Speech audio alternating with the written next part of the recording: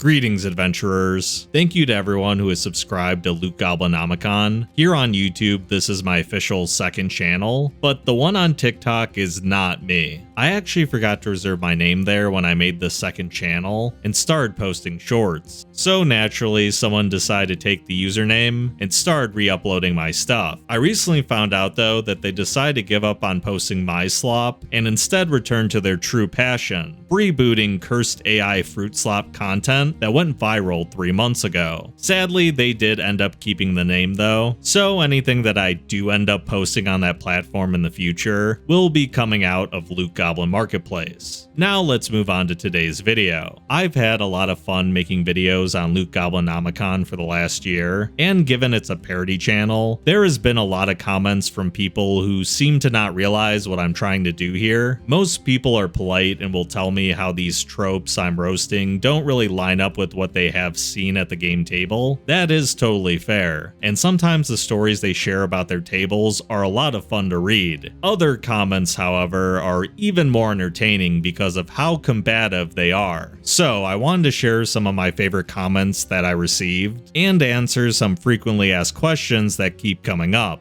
So in your mind, people only play races strictly locked into a specific generic type of trope character attached in Hasbro DM D&D 2024, which of course I responded, yes, playing anything besides the official approved Hasbro narrative is immoral and likely illegal. I don't know why the profile picture here really sold it for me. I'm just trying to keep us all out of legal trouble, buddy. I thought everyone knew that if you play a dwarf sober for more than 5 minutes, that you're in violation of D&D's open game license. Many people don't realize that this is in fact a crime, and that the Pinkertons in the near future will be kicking down your door for playing the game wrong. In order to do my part to keep the community safe, in all future videos, I'll make sure to include the following disclaimer at the start of the video. Disclaimer: this is in no way a parody. I've been DMing for over 10 years perfecting my craft, and this is the only way you are allowed to play the game going forward. Many people will argue that every game table is different, and making a video on the tropes of a fantasy race may not be accurate to every game system and every game table. Those people are wrong. By watching the following video, you're agreeing to implement all these tropes in your next game, no matter how much it clashes with your pre-established world building and personal preferences. You are playing a role-playing game, which means you have a duty to play that role correctly. Failing to roleplay your character properly is not only highly immoral, it is also likely illegal. I'm sure that'll do the trick. All of us read the disclaimer, right? Can you make a video on something you like instead of feeding more negative energy into the bottomless well of despair that is the TTRPG community? Excellent question. Here's what I had to say. I don't like anything about fantasy. That is why I spend time commissioning artwork and making videos all day on my least favorite fantasy races, which apparently is all of them. This totally isn't a parody account. Okay, yeah, I know it's a little snarky, but there seems to be a decent amount of comments that think I hate every single race and class available in D&D. The truth is that if I've decided to make a video on a topic, it's because there's a lot of solid roast material there, but I'm not actually blinded by rage when I see someone bring one of these characters to the table. The only irredeemable character option is Kender, and bringing one of them to my table will get you banned for life. Besides that, I hate gnomes a little bit, but only because every time someone plays them chaotic neutral, they always seem to end up acting suspiciously close to a Kender. Besides them, I'll be covering all the other fantasy races I've seen in the comments, especially kobolds. They are coming, I'm just waiting for a special occasion.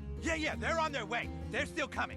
For every comment that has been combative, I've actually gotten several more that are supportive. I love how many of the characters shared in the comments section either add a fun twist to a popular fantasy trope or subverts it entirely in a clever way. It makes me happy that I've gotten a chance to make these kinds of videos for a year now. Some viewers were actually kind enough to compare me to their favorite creators. You all are too nice. "Hello, racist pointy hat," to which I replied, "At least you compared me to Pointy Hat." On my main channel, I only usually get called more monotone Crick Crab, so I'm glad that I could appeal to a new audience. I get a ton of people who ask me where I get all my clips, and I want to answer that here since it seems like no matter how many times I do answer that question, there is always someone else who wants to know. It's a Critical Role TV show like 90% of the time. Both Vox Machina and The Mighty Nine are amazing adaptations of D&D, even for those who don't play the game. Otherwise, it tends to be whatever random anime has an elf girl that is casting spells or shooting arrows. I try to pick footage that has the anime character actually showcasing the tropes being discussed, but it isn't always perfect. One of my favorite regulars is just some guy that gets genuinely upset whenever I choose to use anime, but doesn't seem to be bothered when I use any of the Critical Role shows. You can see him commenting here, "Stop anime, stop."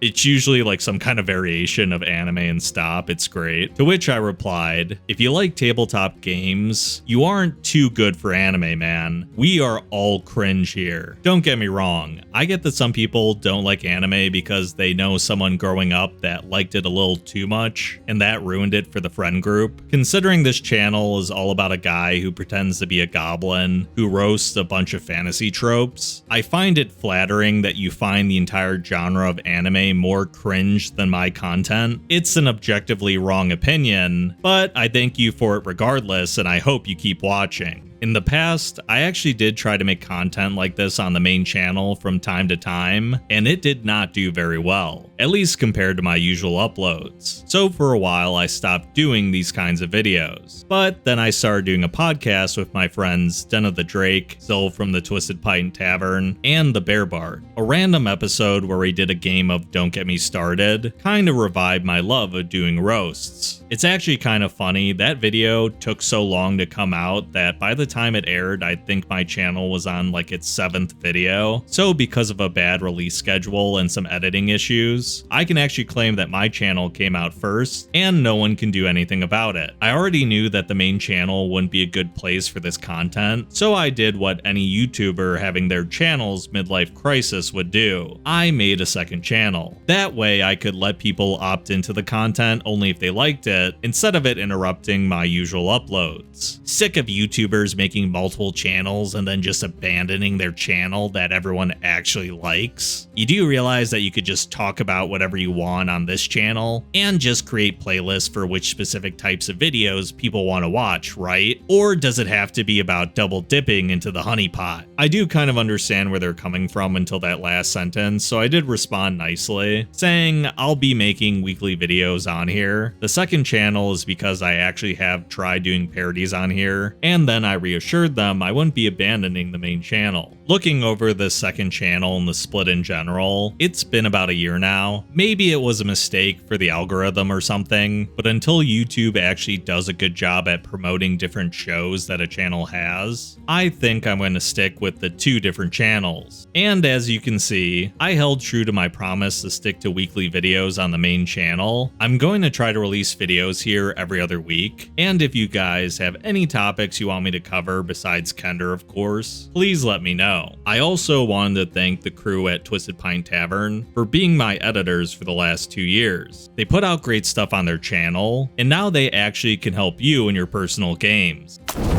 Infernote is an all-in-one TTRPG companion app with a ton of features. I really like that Infernote is truly a one-time purchase, which you get to keep for life, that comes with a guarantee that there will be 0 AI-generated elements, no AI art usage, and only human effort. You can create pages and notes to keep track of all your NPCs, location, and quests. They even have a loot tracker that makes keeping inventory on all these random items scattered throughout your world even easier. Their tagging system and smart search makes finding that random NPC or item you forgot the name of easy. Players who don't care about all that DM nerd accounting will be happy to hear that Infernote offers the ability to fully customize their character sheet, making it compatible with all game systems. You have the option to use their 5e template or import a character sheet from D&D Beyond if you'd like to, with many more templates on the way. Be sure to check out their Kickstarter page, where you can find a free open beta available. They even plan on it having a fully functional virtual tabletop and the ability to join a virtual tabletop session in-app or through the web browser, so even players without Infernote can play. This is a huge undertaking, but I know the Twisted Pint Tavern crew have it covered. Thank you all for your support on both Loot Goblinomicon and Loot Goblin Marketplace, and here's to another great year of tabletop content. There are so many great Kickstarters out there that even if you don't like playing D&D anymore, there is so much more to enjoy. This second channel has only reinforced my love of the hobby, and I've been having fun learning new game systems like Pirate Borg and Vagabond. If you haven't subscribed to the second channel, please do now, and as always, I hope to see you in the next video. Farewell for now.